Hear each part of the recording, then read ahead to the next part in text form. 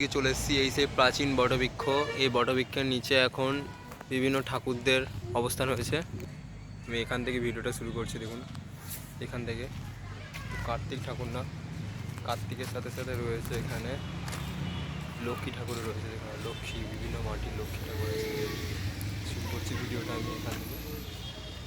এখানেও এই যে জামা পরা কার্তিক, এরকম ভালো করে সবাই বন্ধুগণ দেখনি।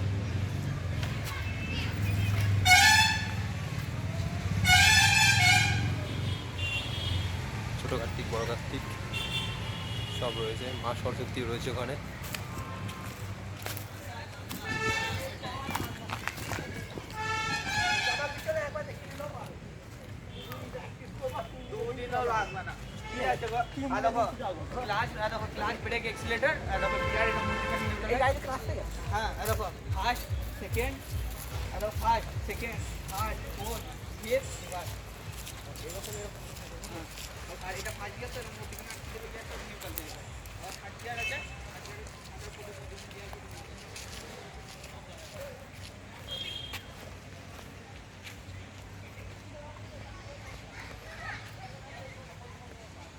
এখান থেকে শুরু করেছিলাম ভিডিওটা।